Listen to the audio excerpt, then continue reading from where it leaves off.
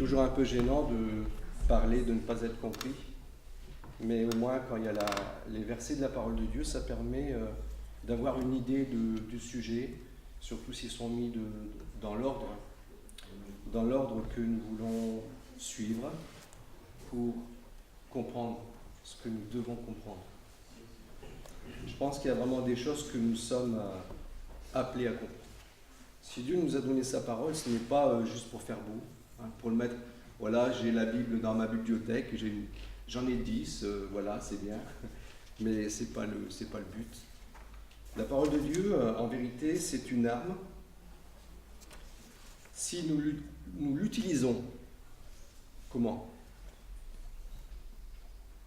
Dans notre bouche. Si nous la citons, si nous l'invoquons, nous la mettons en action, nous l'approprions pour notre vie. Et quand nous l'approprions, c'est parce que nous avons cru, tout simplement, ce que Dieu est en train de dire. Parce que quand on ouvre la Bible, on le dit souvent, c'est pas la voix d'un homme, c'est la voix de Dieu. Quand j'ouvre ma Bible, j'écoute Dieu nous parler. Et on écoute ensemble le Seigneur nous parler.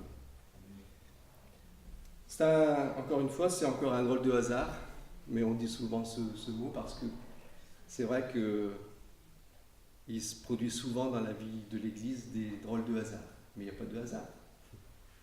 Justement, André a pris ce chapitre 8 de Romains ce matin, et il a lu les principaux versets que je prendrai ce matin.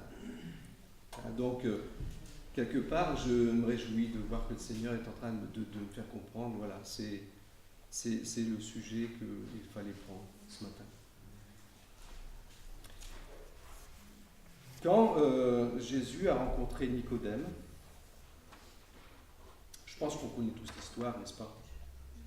C'est peut-être pas la peine qu'on rappelle à chaque fois l'histoire de Nicodème, mais au moins pour les nouveaux, il est bon de rappeler que cet homme était un homme religieux qui était de haut niveau, c'était vraiment un docteur en Israël. Il va voir Jésus de nuit pour lui poser des questions. Et avant même que qu'il puisse poser ces questions, c'est Jésus qui va répondre à ces questions et qui va dire « En vérité, je te le dis », c'est Jean 3, verset 3, « Si un homme naît de nouveau, il ne peut entrer dans le royaume, il ne peut voir le royaume de Dieu. » Comment un homme peut-il naître quand il est vieux ? Peut-il une seconde fois entrer dans le sein de sa mère et naître ? Jésus répondit, en vérité, je te le dis, si un homme ne naît d'eau et d'esprit, il ne peut entrer dans le royaume de Dieu. Jésus parle d'une nouvelle naissance. Ce n'est pas une naissance physique. Bien sûr que non, il ne s'agit pas de retourner dans le ventre de sa mère. Mais il s'agit de naître de Dieu, naître par l'Esprit de Dieu. Une fois qu'on est né de nouveau, puisque Jésus parle bien d'une nouvelle naissance, qui n'a rien à voir avec celle qui est terrestre, eh bien, comme dit l'apôtre Paul, les choses anciennes sont passées. 1 Corinthiens, chapitre 5, verset 17, un verset qu'on devrait même connaître par cœur. Les choses anciennes sont passées. Voici, elles sont toutes devenues nouvelles.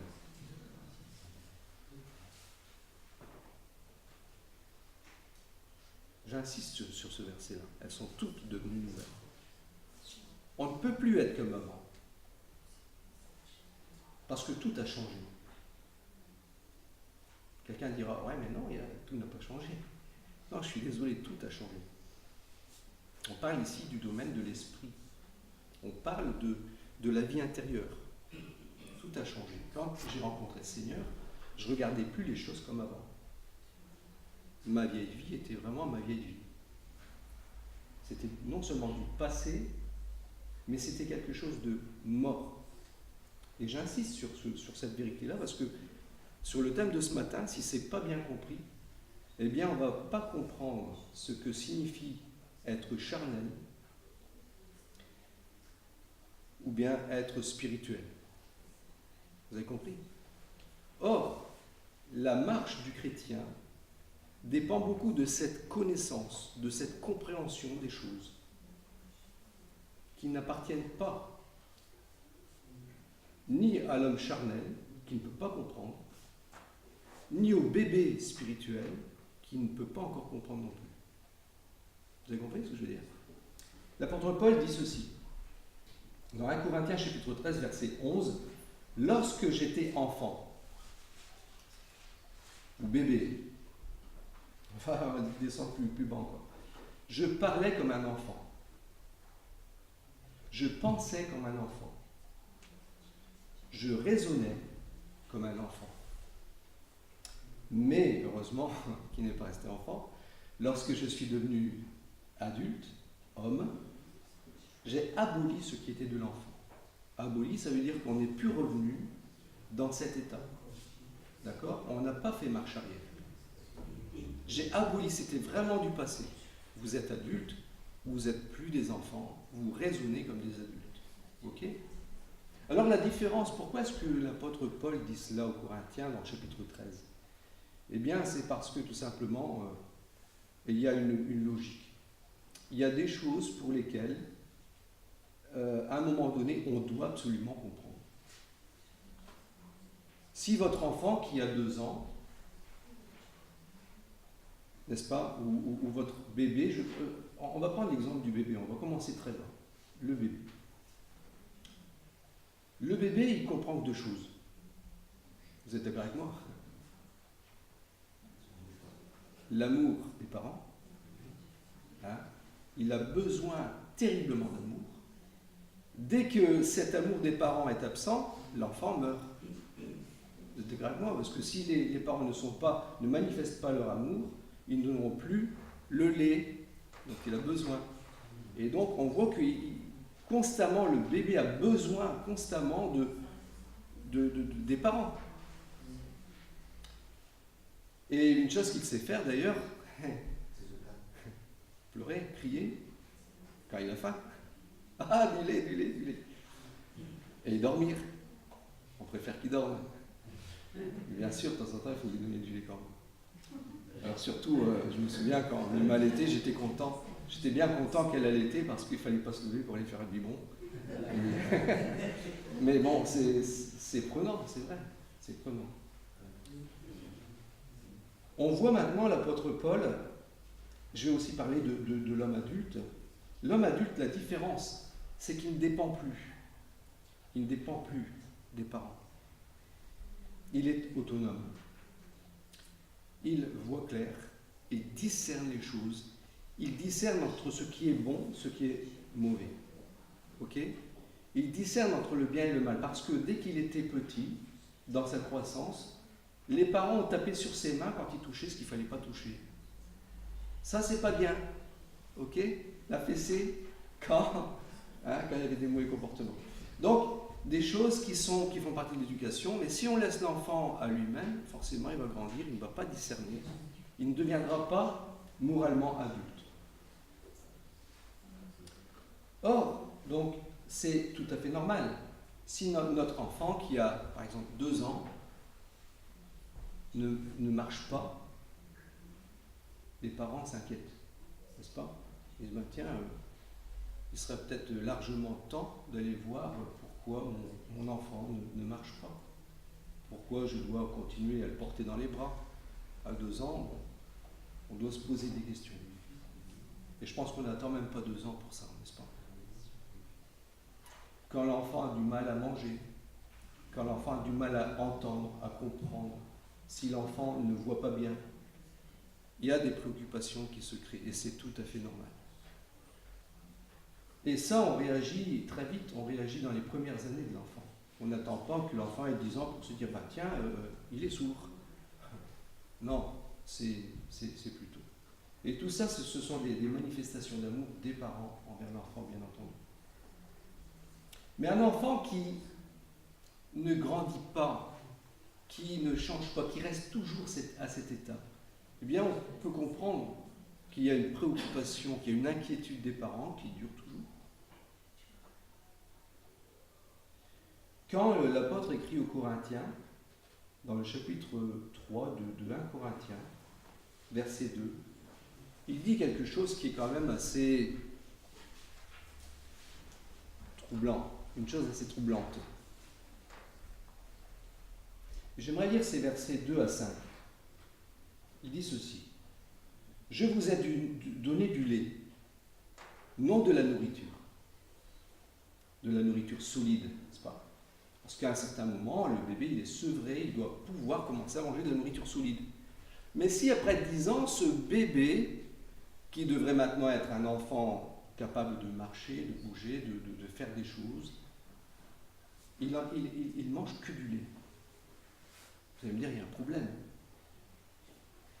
Parce qu'il va lui manquer il va avoir des carences dans sa croissance. Et donc déjà, il est mal parti. Il est probablement, à 10 ans, il est déjà handicapé parce qu'il n'a pas grandi normalement. Il leur dit: Je vous ai donné du lait, non de la nourriture solide, car vous ne pouviez pas la supporter. C'est terrible, hein? C'est triste, hein? Je ne peux pas vous parler de choses plus compliquées de la parole de Dieu, des choses qui font partie de l'homme mûr, de l'homme qui a grandi. Parce que, et il le dit, parce que vous êtes encore charnel. Vous êtes encore charnel. Au verset 3, en effet, puisqu'il y a parmi vous de la jalousie et de la discorde, n'êtes-vous pas charnel? Et ne marchez-vous pas d'une manière toute humaine? Quand l'un dit: moi je suis de Paul, et un autre dit: moi je suis d'Apollos, n'êtes-vous pas des hommes? Qu'est-ce donc Apollos? Qu'est-ce donc Paul? Des serviteurs de Dieu, par le moyen desquels vous avez cru, selon que le Seigneur l'a donné à chacun. Dieu a donné des serviteurs de Dieu pour qu'ils nous annoncent la parole de Dieu, l'évangile. Les évangélistes annoncent l'évangile, et les enseignants qui apportent la nourriture solide. Voilà, Dieu les a utilisés, mais voilà, vous êtes, moi je suis pour lui, je suis pour l'homme, comme si c'était, on suivait des hommes. On ne suit pas des hommes. On suit la parole du Seigneur parce qu'on suit le Seigneur, on écoute la parole du Seigneur pour connaître le Seigneur. Parce qu'au travers de la parole de Dieu, on connaît Dieu. Ok? Alors, quelque chose qui peut aussi nous troubler, il a donné du lait et non de la nourriture solide parce qu'ils étaient encore charnels. Et à quoi voit-il qu'ils sont charnels? Parce qu'ils ont des comportements charnels. L'apôtre ne leur avait transmis que les vérités élémentaires concernant Christ. Ces vérités élémentaires, c'est le lait. Toutes les bases de la foi. Mais on ne peut pas toujours reprendre les bases de la foi. On ne peut pas toujours non plus parler d'amour, amour. On a besoin toujours de l'amour de Dieu qui ne change pas. Ces jours-ci, en parlant avec mes enfants, on parlait du soleil. Et ce qui est merveilleux avec le soleil, c'est que même s'il y a beaucoup de nuages, il est toujours là. Et il brille toujours de la même force. Ça, il faut le savoir. Si le soleil s'éteignait 1 heure, je crois qu'on mourrait tout de suite. Parce que la température descendrait à beaucoup moins que moins 40. Et donc on mourrait tout de suite. Mais, comme le soleil est toujours là, on est encore mieux. L'amour de Dieu dans la vie du chrétien, c'est notre vie. Parce que s'il n'y avait pas l'amour de Dieu, il n'y aurait pas la grâce de Dieu. Et s'il n'y avait pas la grâce de Dieu, on ne serait pas gracié, on ne serait pas sauvé. On n'aurait aucune espérance. Mais on ne peut pas rester toujours comme ce bébé qui a besoin sans cesse de lait. On a besoin de comprendre maintenant ce que Dieu veut de nous. Voilà, prendre ses responsabilités, devenir adulte. Discerner entre ce qui est bon pour moi et bon aux yeux de Dieu, et ce qui est mauvais pour moi et qui est mauvais aux yeux de Dieu.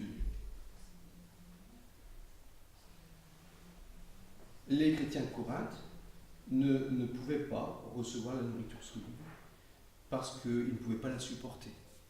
C'est inquiétant quand même. on peut le comprendre chez un nouveau-né, parce qu'il y a cette phase initiale dans laquelle le bébé est bébé. Donc c'est normal, car dites à un bébé, racontez-lui votre histoire, il va faire areux et il va pas. Ce qu'il va faire. C'est normal.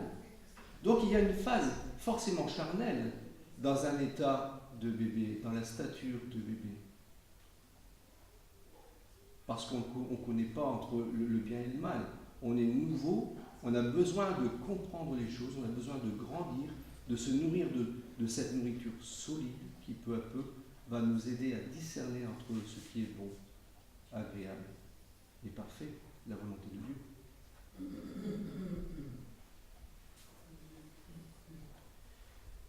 Jésus a fait pareil avec les disciples. Rappelez-vous quand il a parlé même de sa mort et sa résurrection.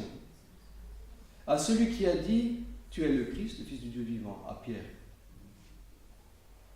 Qu'est-ce que Pierre a dit? Non, Seigneur. Il ne faut pas que ça arrive. Arrière de moi, Satan. Vous voyez? Donc, il y avait un raisonnement qui n'était plus spirituel, qui était charnel. La pensée des hommes. Humaniste. D'ailleurs, Jésus a dit dans le chapitre 16, verset 12, « J'ai encore beaucoup de choses à vous dire, mais vous ne pouvez pas les supporter maintenant. » Vous ne pouvez pas les supporter maintenant. Il y a vraiment des phases dans la vie où il y a des choses qu'on ne peut pas supporter quand on est jeune spirituellement parlant. Mais avec le temps, nous devons, j'insiste, je souligne, nous devons progresser. Nous devons grandir, nous devons croître à l'image du Seigneur. Parce que plus je le connais, plus je vais lui ressembler. Et le but de Dieu dans ma vie, dans chacune de nos vies, c'est de ressembler au Seigneur. Ce n'est pas juste voilà, on est sauvé par grâce. Amen, alléluia, on va à l'église, on va chanter. Et puis voilà, ça s'arrête. On attend le retour du Seigneur, comme les 10 vierges. Je pense que c'est plus que ça.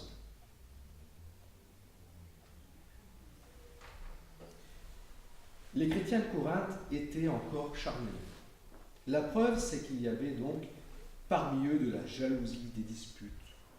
Un tel comportement caractérise les gens du monde, mais pas ceux qui sont conduits par l'Esprit de Dieu. Pas ceux qui sont conduits par l'Esprit de Dieu. Je dirais que tant que cette attitude charnelle existe, on ne peut jamais savoir dire si c'est un enfant de Dieu ou pas. Parce que oui, ça peut être un bébé spirituel. Ça peut être. Mais ça peut être aussi un non converti. Et on va voir pourquoi. On va voir plus loin. J'ai souvent entendu dans le passé que le chrétien charnel, c'était un chrétien sauvé parce qu'il était chrétien. Vous avez peut-être déjà entendu ça aussi. Mais j'aimerais qu'avec la parole de Dieu, on puisse se rendre compte si c'est vrai ou pas.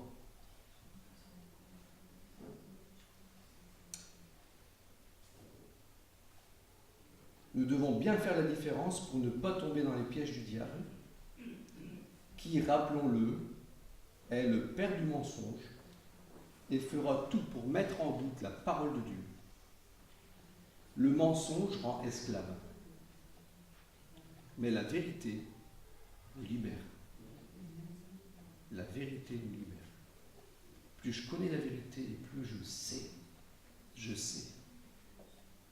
Souvent, nous voyons l'apôtre dire à Timothée ou à d'autres, nous savons. Nous savons. Dans Romains 8, justement, on retrouve aussi ce terme. Nous savons. Nous savons. Je sais en qui j'ai cru. Je sais que j'aurai la couronne de la vie. Ah, c'est pas tout le monde qui peut dire ça. Hein? Je sais qu'il me la remettra en ce jour-là. Il y a des certitudes que nous pouvons puiser dans la parole de Dieu. Alors le sens du mot charnel, ça veut dire quoi?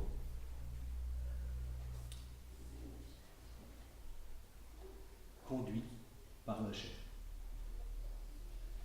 Conduit par la chair. Et j'aimerais qu'on voit bien le contraste que nous trouvons dans Galates chapitre 5, versets 16 à 25, entre les deux comportements.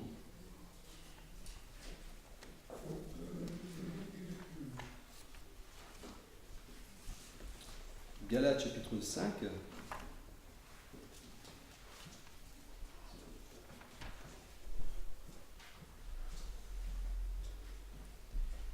versets 16 à 25. Je dis donc, marchez par l'esprit et vous n'accomplirez point les désirs de la chair. Car la chair a des désirs contraires à l'esprit et l'esprit en a de contraires à la chair. Ils sont opposés l'un à l'autre, afin que vous ne fassiez pas ce que vous voudriez. Mais si vous êtes conduits par l'esprit, vous n'êtes pas sous la loi. Or, les œuvres de la chair sont évidentes, c'est-à-dire inconduite, impureté, débauche, idolâtrie, magie, hostilité, discorde, jalousie, fureur, rivalité, division, parti pris. Envie, ivrognerie, orgie et choses semblables, je vous préviens, comme je l'ai déjà fait, ceux qui se livrent à de telles pratiques n'hériteront pas du royaume de Dieu.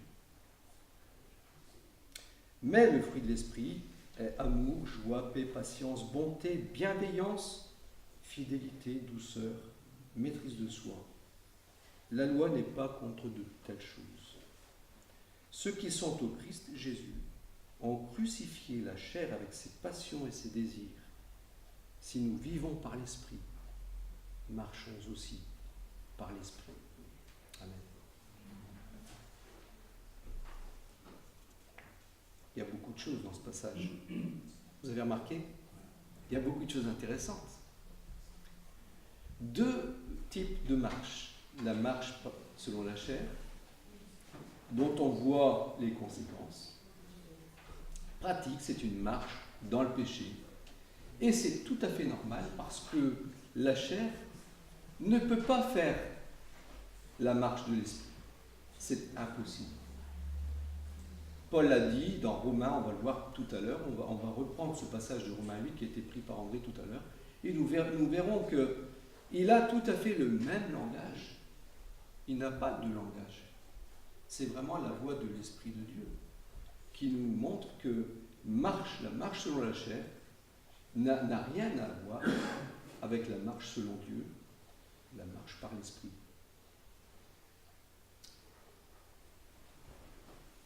La marche selon la chair, c'est aussi la marche du monde. Parce que le monde qui ne connaît pas le Seigneur vit selon la chair. Et par conséquent, eh bien, elle manifeste une action qui vient de la chair.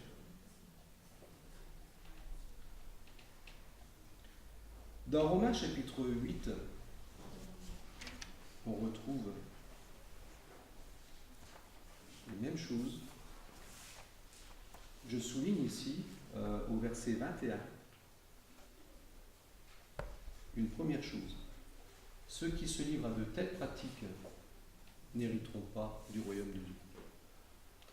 Alors, est-ce que le chrétien charnel est sauvé ? Parce qu'il pratique tout simplement quelque chose qui n'appartient pas au royaume de Dieu. Et il ne fait pas partie du royaume de Dieu. Ceux qui ont crucifié, qui sont au Christ Jésus, ont crucifié la chair et ses passions. Vous voyez ? Alors, ce qui se passe, c'est que la personne qui est née de nouveau, on le rappelle souvent quand on parle du baptême, être né de nouveau, c'est changer de vie, laisser l'ancienne vie. Mais qu'est-ce qui s'est passé au juste ? Il s'est passé quelque chose. Quand on a accepté Jésus dans notre vie, quand on lui a donné notre vie au Seigneur, parce que ce n'est pas seulement accepter Jésus comme personnel Seigneur et Sauveur, c'est aussi, voilà Seigneur, je t'appartiens. Est-ce qu'on l'a déjà dit au Seigneur ça ? Je t'appartiens. Parce qu'on ne s'appartient plus. Notre vie ancienne, elle est où ? On doit savoir, crucifiée. Donc, si ma vie est crucifiée, est-ce qu'elle est encore vivante? Elle est morte. Je suis mort avec Christ. D'ailleurs, Paul dira, ce n'est plus moi qui vis, c'est Christ qui vit en moi.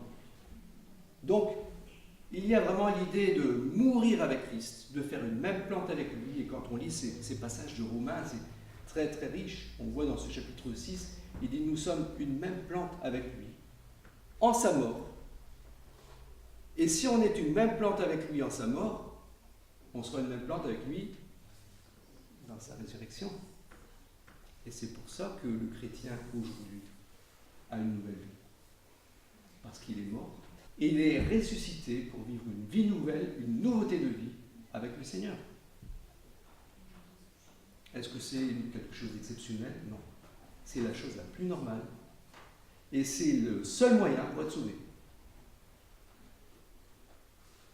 Tous ceux qui vivent cela dans leur vie, qui ont abandonné leur ancienne vie, qui ont fait demi-tour, qui se sont convertis, comme le fils prodigue qui a reconnu sa faute, qui s'est humilié pour sa faute, qui a abandonné son péché, qui s'est repenti et qui a dit au Père, j'ai péché contre le ciel et contre toi. Il y a vraiment l'idée d'abandonner quelque chose dont on a honte, le péché. Dans Romains chapitre 8, verset 6, j'aimerais qu'on lise ces passages, versets 6 à 9. Or, ceux qui sont sous l'emprise de la chair ne peuvent plaire à Dieu. Non, verset 6, excusez-moi. Voilà. Avoir les tendances de la chair, c'est la mort. Avoir celles de l'esprit, c'est la vie et la paix. Car les tendances de la chair sont ennemies de Dieu, parce que la chair ne se soumet pas à la loi de Dieu, elle en est même incapable. Or, ceux qui sont sous l'emprise de la chair ne peuvent plaire à Dieu. On retrouve donc cet antagonisme, ce conflit entre la chair et l'esprit, et la parole de Dieu nous montre ici que avoir les tendances de la chair, c'est quoi?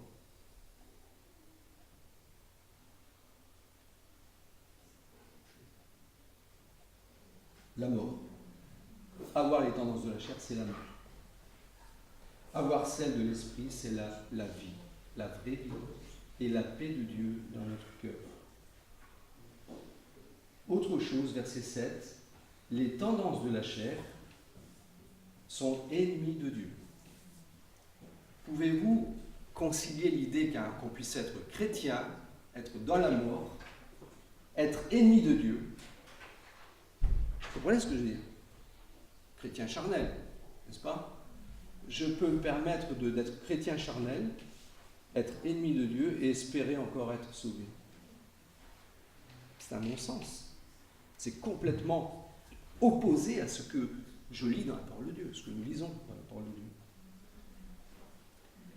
Parce que la chair ne se soumet pas à la loi de Dieu, elle en est même complètement incapable.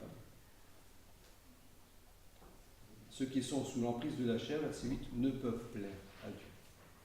Or, le but de l'enfant de Dieu, si maintenant nous voulons progresser dans le Seigneur, ne plus rester des bébés spirituels, c'est que nous allons nous préoccuper de ce que Dieu pense. Parce que plus je m'en préoccupe, plus je vais lui plaire. C'est pareil dans le mariage, vous savez, entre un mari et une épouse. Si on s'aime vraiment dans le mariage, on se préoccupe des besoins de l'autre. C'est normal, n'est-ce pas? C'est de l'amour, c'est de l'attention. Mais si maintenant je ne me préoccupe pas de cela, je ne peux pas dire que j'ai de l'amour. Maintenant, si j'aime Dieu, est-ce que je vais l'écouter? Bien sûr. Bien sûr. Celui qui dit qu'il aime Dieu et qui n'aime pas son frère ou qui ne cherche pas la face du Seigneur, qui ne cherche pas à obéir au Seigneur, c'est qu'en fait il n'y a rien. C'est la même chose quand Jésus dit celui qui bâtit sur du sable. Il a bâti sur du sable et tout s'est écroulé lorsqu'il y a eu la tempête. Parce que ce n'était pas fondé sur une connaissance, sur une recherche, une préoccupation de bâtir sur le roc, sur l'écoute de la parole de Dieu.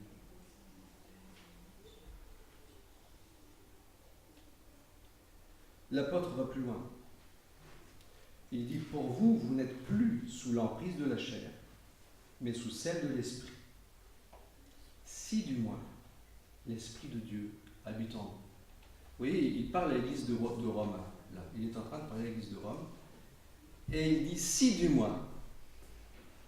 Tout comme quand il écrit aux Corinthiens, il dit au sein de l'église de Corinthe, qui était une église charnelle, mais il dit, regardez bien les versets, moi je trouve vraiment intéressant, c'est qu'il dit à ceux qui vivent une relation avec Dieu,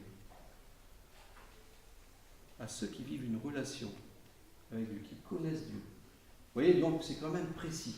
Ça s'adresse quand même aux saints, oui, mais ceux qui véritablement sont saints parce qu'ils vivent une relation avec l'Esprit de Dieu.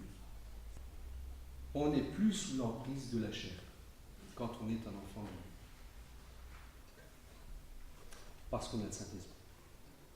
Et parce qu'on a le Saint-Esprit, on est rendu capable de faire des choses. Au verset 13, il dit ceci.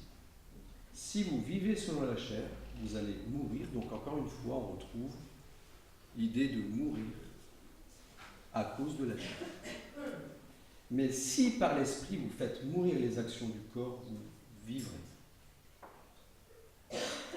Ça s'appelle comment cet acte de faire cette action, de vouloir faire mourir les attitudes de la chair qui sont encore là après notre conversion?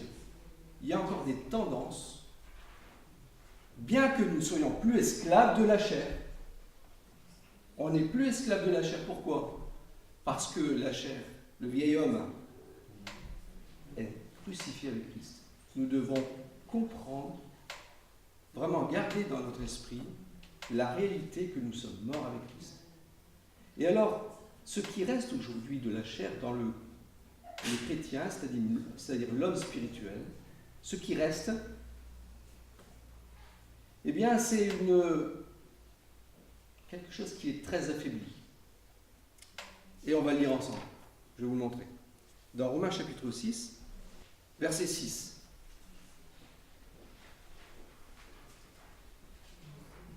Nous savons, encore une fois, nous savons, vous devez le savoir, que notre vieille nature a été crucifiée avec lui, afin que ce corps de péché qui reste aujourd'hui soit réduit à quoi? L'impuissance. Vous croyez ou vous ne croyez pas? C'est une question de foi personnelle. Si on n'y croit pas, le Seigneur dit qu'il te soit fait selon ta foi. Ça, c'est toujours vrai. Vous savez, ce terme-là, cette phrase-là, qui doit résonner dans nos cœurs, dans nos esprits, c'est qu'il te soit fait selon ta foi. Est-ce que tu crois que tu as vécu quelque chose avec le Seigneur au moment de ta conversion? Si oui, tu continues, tu vas en avant, tu regardes en avant. Tu t'appuies sur les réalités de son amour, de sa justice dans ta vie, qui est cette justice qui va te pousser à être juste. Cet amour qui va te pousser à aimer Dieu. Nous l'aimons parce que lui nous a aimé le premier, dit l'apôtre Paul. On ne l'aime pas parce que par hasard, c'est parce que plus je connais la croix, et plus j'ai envie de l'aimer. Quand on fait la Sainte Seine, je suis toujours face à une réalité qui me touche, n'est-ce pas? Qui nous touche, qui doit nous toucher. C'est cet amour de Dieu qui se fait homme, qui va jusqu'à la croix pour moi, pécheur, qui ne le mérite pas et qui ne le méritera jamais. C'est clair et net. Alors, ce corps de péché est réduit à l'impuissance pour que nous ne soyons plus, quoi? Esclaves du péché. Le chrétien, c'est pas un esclave. Le chrétien, c'est pas un esclave. C'est quelqu'un qui est libéré. Alors, s'il y a des tendances, eh bien, il faut les combattre. C'est ce que la Bible appelle la sanctification. Et on les combat comment? Avec l'Esprit de Dieu et la parole de Dieu. La parole de Dieu et l'Esprit vont nous montrer, à chaque fois qu'on a envie de plaire à Dieu, ce qui ne va pas. S'il y a des choses occultes, s'il y a des choses, des tendances charnelles qui nous font souffrir, qui nous empêchent de vivre pleinement la relation avec Dieu, Dieu va nous montrer. J'en suis convaincu. J'en suis convaincu parce qu'il a un objectif pour tous les hommes et les femmes de Dieu. Tous ceux qui appartiennent au Seigneur doivent ressembler au Seigneur. Et dans cette ressemblance au Seigneur, il n'y a pas de péché. Il n'y a pas le péché, il y a la perfection. Il y a l'idée vraiment de rechercher la perfection. Et quand on ne recherche pas cette perfection, c'est qu'il y a un gros problème. Vous comprenez ce que je veux dire? La recherche de la perfection, ce n'est pas que pour les responsables d'Église. C'est pour tout le monde. C'est pour tous les enfants de Dieu qui ont décidé un jour de plaire à Dieu. Sinon, on est charnel. Car tous ceux qui sont conduits par l'Esprit de Dieu sont fils de Dieu. Mais le verset avant, si par l'Esprit vous faites mourir les actions du corps, vous vivrez. Si par l'Esprit vous faites mourir les actions du corps, vous vivrez. Parce qu'il y a l'Esprit de Dieu, parce qu'il y a véritablement une marche, une appartenance au Seigneur. Donc il y a la vie spirituelle d'aujourd'hui, la vraie vie que le Seigneur veut pour chacun de nous. Et il y a aussi l'idée de la vie éternelle qui se manifeste au travers de la vie de l'Esprit aujourd'hui, qui démontre que nous sommes véritablement des enfants de Dieu. Vous n'avez pas reçu un esprit de servitude pour être encore dans la crainte, mais vous avez reçu un esprit d'adoption par lequel nous prions Abba, Père. Vous savez, c'est important ce passage-là. Une fois dans une réunion de prière d'une église pentecôtiste, j'avais parlé sur un sujet, puis de la prière. Et je me suis trouvé à parler de ce verset-là. Parce qu'en vérité, si je ne suis pas enfant de Dieu, je ne peux même pas prier. Vous êtes d'accord? Parce que c'est le Saint-Esprit qui m'aide à prier. Or, si moi, enfant de Dieu, je n'arrive pas à prier, je dois me poser des questions. Vous comprenez ce que je veux dire? Parce que c'est de deux choses l'une. Soit je ne me suis jamais converti, ou alors il y a quelque chose qui empêche l'action du Saint-Esprit pour prier. Qui m'empêche des liens. Il existe des liens spirituels qui nous empêchent de vivre, de vivre pleinement cette relation avec Dieu. Nous savons que le péché, c'est vraiment une barrière. C'est une barrière. Et tant que le péché n'est pas confessé, n'est pas abandonné, n'est pas lavé par le sang de Jésus, eh bien on vit ce lien, on vit ce problème, cet esclavage qui continue même dans la vie chrétienne. C'est pas parce que je suis chrétien que je ne peux pas être esclave du péché. Dans le chapitre 6, lisez-le à la maison, et vous découvrez que le péché ne règne donc pas dans vos corps mortels, n'obéissez pas à ses convoitises. Pourquoi? Parce que il dit, parce que celui qui pêche se redevient esclave du péché. On se remet dans l'esclavage. Pour un chrétien, c'est pas normal. Tout comme un poisson dans l'eau, le chrétien vit par l'esprit. Vivre par l'esprit, c'est la chose la plus normale pour un enfant de Dieu. Mais c'est la chose la plus anormale qu'un chrétien vive dans le péché. Et ça, il faut bien comprendre. Parce que quand on est sensible à cette réalité-là de la parole de Dieu, de l'Esprit de Dieu, on va pouvoir changer. Mais Dieu n'oblige jamais personne. Je tiens à le rappeler ce matin. Dieu ne fait pas de nous des robots à partir de la conversion. Et c'est à cause de ça qu'on a toujours les choix qui se proposent devant nous. Les choix de choisir entre le bien et le mal, entre ce que Dieu veut et ce que nous, charnellement, nous voulons. Il y a un passage dans 1 Thessaloniciens 4 qui dit « Ce que Dieu veut, c'est votre sanctification. »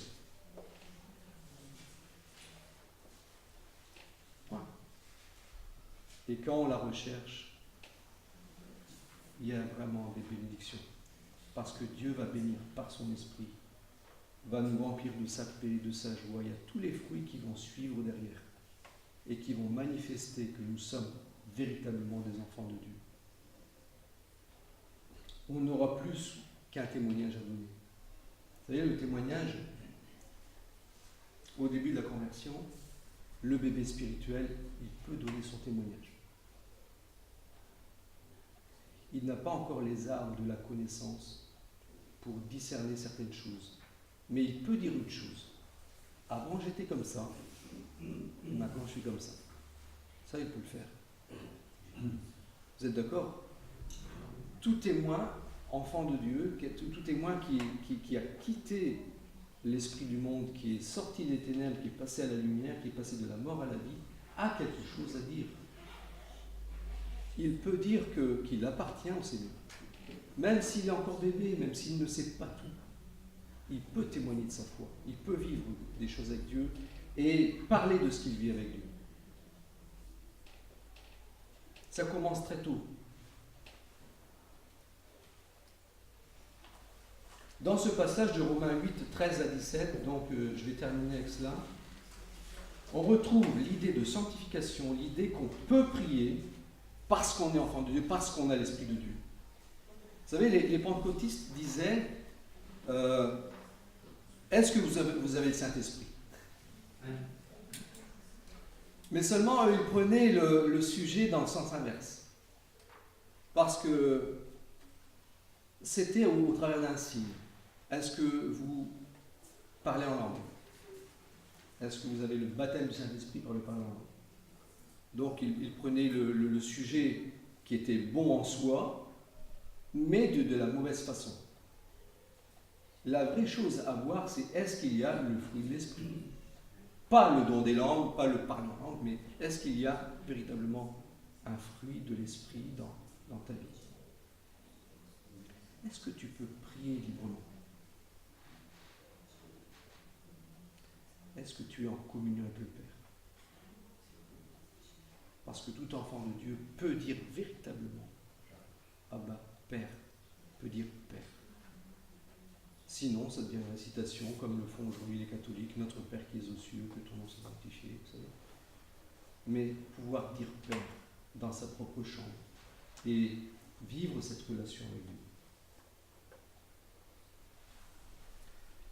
L'Esprit lui-même rend témoignage à notre esprit que nous sommes enfants de Dieu. Le Saint-Esprit va communiquer à notre esprit que nous sommes sauvés. Assurance du salut. Voilà pourquoi parce que vous, chrétiens qui aimez le Seigneur, vous pouvez avoir l'assurance du salut. Parce que le Saint-Esprit vous communique cette vérité, que vous appartenez au Seigneur.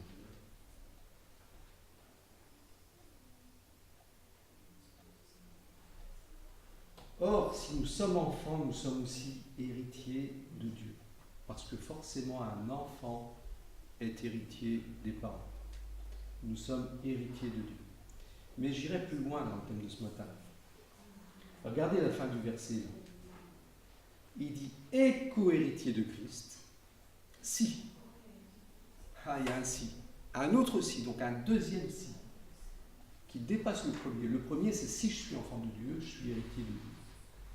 Mais si je suis prêt à souffrir pour le Seigneur. Ça veut dire par là, si je me consacre, je consacre ma vie au Seigneur, je vais souffrir. Mais si je vis cette consécration au Seigneur, je vais souffrir, mais je vais être co-héritier de Christ, de la gloire de Christ. Et c'est là qu'on parle de couronne. Sinon, il n'y a pas de couronne. On peut être sauvé de justesse, c'est vrai. On peut être sauvé largement, c'est vrai aussi. Mais on peut être sauvé de justesse. Justesse parce qu'il n'y a pas les œuvres qui glorifient le Seigneur. On a tout juste compris l'Évangile et accepté l'Évangile. Point. Et après, s'il n'y a pas une vie qui suit, il faut se poser des questions. Je conclus avec par rapport à ce thème, ceux qui vivent selon la chair doivent mourir. Non seulement physiquement, mais éternellement. Vivre selon la chair ou bien ne pas être sauvé. On a vu que les versets 6 et 13 du chapitre 8 l'attestent. Mais alors, une question, c'est pourquoi Paul parle-t-il à ceux qui sont déjà chrétiens? Pourquoi est-ce qu'il parle à des personnes déjà chrétiennes? Peut-être que certains d'entre eux pourraient encore se perdre. Alors, ceux qui sont au Seigneur ne peuvent pas se perdre. Ceux qui sont au Seigneur sont dans la main du Seigneur. Ils ne peuvent pas perdre le salut. Jésus a dit personne ne les ravira de ma main, dans Jean chapitre 10. Ceux qui sont dans la main du Seigneur, qui appartiennent au Seigneur, ne peuvent pas perdre le salut. Ça, c'est clair et net. Par contre, l'apôtre Paul inclut souvent dans ses épîtres des paroles d'avertissement qui nous poussent à nous examiner devant Dieu. Pourquoi? Parce qu'il se rend compte que dans toute assemblée, peuvent se trouver des personnes qui ne sont jamais passées par une naissance authentique. Vous avez compris ce que je veux dire? Parce que ça peut arriver. D'ailleurs, Jésus l'a dit aussi. Regardez les 10 vierges. Les 10 vierges attendaient le retour du Seigneur, n'est-ce pas extraordinaire? Pourtant, il n'y en a que 5 qui étaient prêtes quand même, ça fait frémir. On se dit, mais ça veut dire quoi? Ça veut dire qu'on peut attendre le retour du Seigneur avec des lampes éteintes? Comment puis-je garder ma lampe allumée et attendre le retour du Seigneur avec la flamme allumée? Eh bien, c'est veiller. Veiller à quoi? À notre conduite, à notre façon de vivre. Veiller sur nos voies, tenir sa lampe allumée. L'huile, c'est l'image du Saint-Esprit, on le sait bien. Le Saint-Esprit qui va manifester notre lumière aux yeux des hommes, qui va éclairer notre chemin, qui va nous montrer aussi, le Saint-Esprit nous montre, ah là, tu es en train de sortir du chemin, tu es en train de pécher, je ne suis pas d'accord. Comment réagissons-nous? Et je termine avec ce passage qui est vraiment très fort, c'est Hébreux 12, verset 14, qui implique vraiment une activité de notre part. Rechercher la paix avec tous et la sanctification sans laquelle personne ne verra le Seigneur.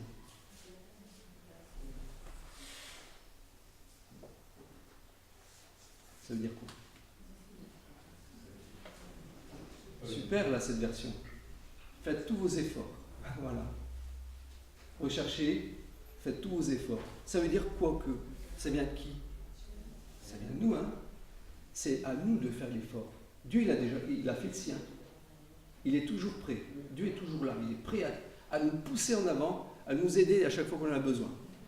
Mais est-ce qu'on veut faire l'effort de ne pas être charnel, d'être spirituel, c'est-à-dire de vivre par l'esprit, c'est-à-dire comme Dieu veut, selon sa volonté? Est-ce qu'on est préoccupé de cette volonté? Eh bien, c'est là que ces efforts vont produire la sanctification, c'est-à-dire une vie sainte, une vie pure, mise à part pour Dieu, pour le service. Et Dieu va l'utiliser. Dieu va utiliser nos dons. Parce qu'on va dire, Seigneur, envoie-moi, parce que j'ai envie de te servir, il va nous montrer. Et sans qu'on s'en rende compte, sans faire d'efforts miraculeux, c'est Dieu qui va faire le miracle. C'est Dieu qui va faire le miracle. Comme quelqu'un qui ouvre sa voile, et Dieu souffle dessus. Et on avance. Ah tiens, ça avance. Formidable. Ah, mais je ne savais pas qu'il suffisait d'ouvrir la voile. Ben, il fallait obéir, c'est tout. Il fallait regarder le manuel. Et quand on obéit à Dieu, qu'est-ce qui se passe? Eh bien, il se passe des choses extraordinaires. Et je pense vraiment que on ne sait pas ce que Dieu veut faire de nos vies. Mais ce qui est sûr, c'est que si on marche avec, on va voir des choses extraordinaires. Amen. Amen.